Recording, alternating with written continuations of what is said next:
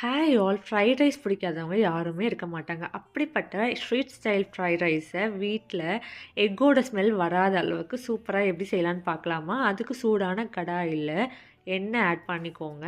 எண்ணெய் காஞ்சதுக்கப்புறம் நறுக்கின பூண்டு, வெங்காயம் சேர்த்து லைட்டாக வதக்கிக்கோங்க. லைட்டாக வதங்கினா போதும். அதுக்கப்புறம் கேரட்டு, கேப்சிகம், முட்டைக்கோஸ் கொஞ்சம் நிறைய சேர்த்துப்பேன். அப்போனா ஸ்மெல் நல்லாயிருக்கும். அதை ஹை ஃப்ளேமில் ரோஸ்ட் பண்ணிக்கோங்க. அதுக்கப்புறம் உப்பு, மிளகுத்தூள், கரம் மசாலா தூள், மிளகாத்தூள் சேர்த்து நல்லா வதக்கிக்கோங்க. நல்லா வதங்கின பிறகு கொஞ்சம் சோயா சாஸ் சேர்த்து நல்லா வதக்கிக்கோங்க. அதுக்கப்புறம் நல்லா அடித்து வச்ச முட்டையை நல்லா கிளறி விட்டு தனித்தனியாக பிரிஞ்சு வரணும். அந்த அளவுக்கு வதக்கிக்கோங்க. அதுக்கப்புறம் வேக வச்சு வடித்த பாஸ்மதி அரிசியை வந்துட்டு மேலே ஆட் பண்ணி அடியிலேருந்து நல்லா பரட்டி விட்டுக்கோங்க. நல்லா பரட்டி விட்டதுக்கப்புறம் கொஞ்சம் மிளகுத்தூள், கொத்தமல்லி அல்லது ஸ்ப்ரிங் ஆனியன் தூவி இறக்குனீங்கன்னா சூப்பரான street style egg fried rice ready. இந்த மாதிரி ஈஸியான டேஸ்டியான ரெசிபிக்கு மறக்காமல் ஃபாலோ பண்ணுங்கள். தேங்க்யூ ஃபார் வாட்சிங்.